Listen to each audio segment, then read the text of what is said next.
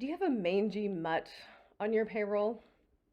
Of course, I'm not talking about an actual dog, but that person, that one key person that you've had probably from the beginning that's underperforming, that spends a lot of time scratching, wasting time, maybe has fleas in the way of a bad attitude, fleas that end up infecting the rest of your company.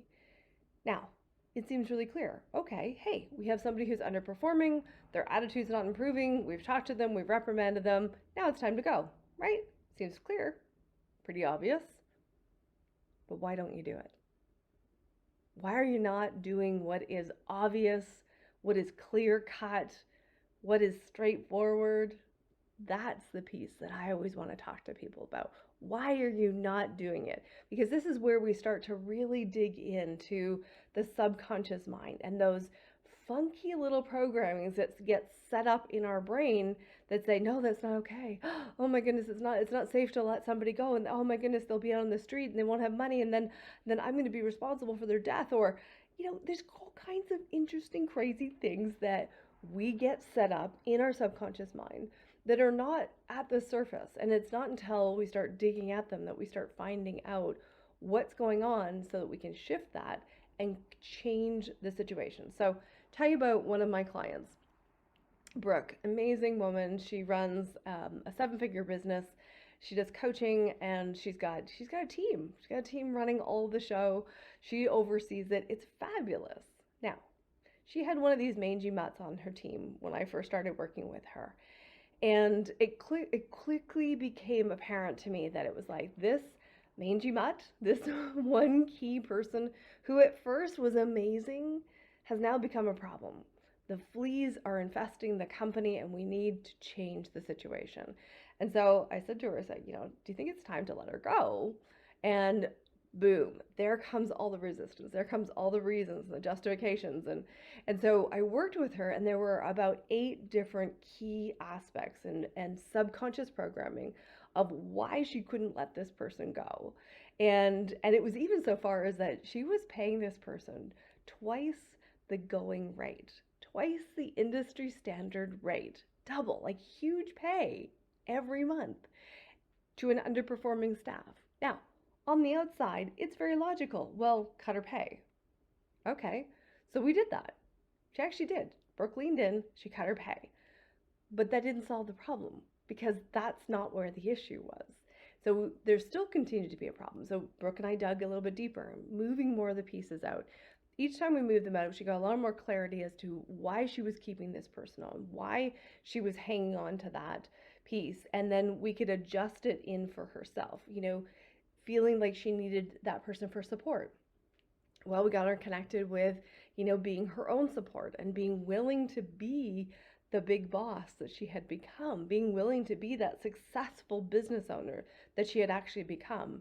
Stepping into that, then she was able to actually release this person.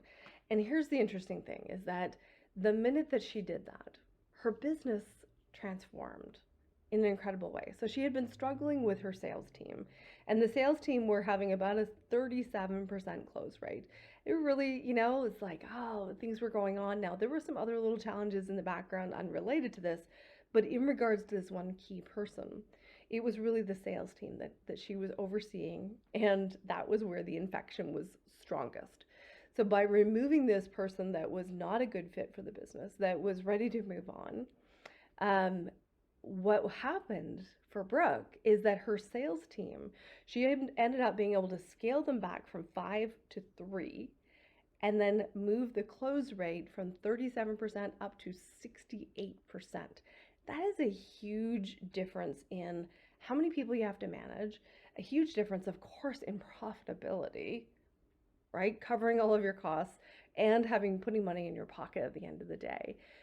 And we also got to really evaluate what was going on for her, making the changes, seeing her blossom into being the business owner, into being the person who is leading the ship and steering the ship. And this is the thing, is that as we grow our businesses, there are challenges that come up on an emotional level.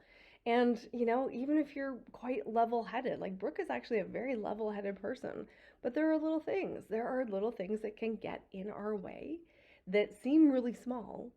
But when we get digging at them and really dig down to the core of them, it shines a light on a bigger issue that ends up affecting a number of areas of your business. So, primarily the sales was affected in her business, but her not being willing to really step in and have ownership and be the leader and be seen and be visible was also preventing her from leveraging the capital that she had in who she was and how much people adored her and wanted to follow her. So there's multiple layers, and this is the things that I love getting in there and taking a look at what's going on behind the scenes. And it's not always easy to identify it for ourselves, but you can. So there are things that you can do on your own. Okay, so in this situation, let's say you have a Mangy Mutt in your company.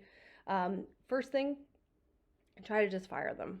Okay, go through the steps, document it, and fire them.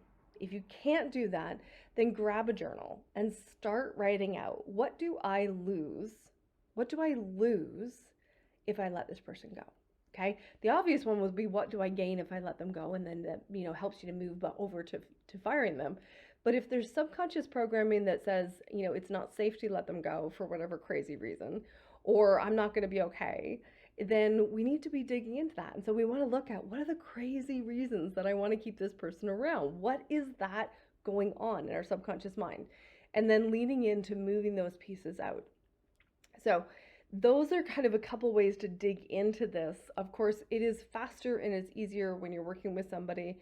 And one of the things I love doing with people is taking on more of this trusted advisor role so that we are really immersed together in your business. I know what's going on, I know you deeply, and we can bust through these little pieces really quickly, saving you time, getting you back into your business quickly, effectively, and constantly moving forward. So rather than waiting until there's a problem, bring someone in on a regular basis to keep things moving forward continually so that you can continue to see growth. All right, if this sounds intriguing, if you would like a sample session on the house, because I know you got to try it out, seeing is believing, hit me up in a message or comment below. Let me know, and I will get you a link to get you booked in.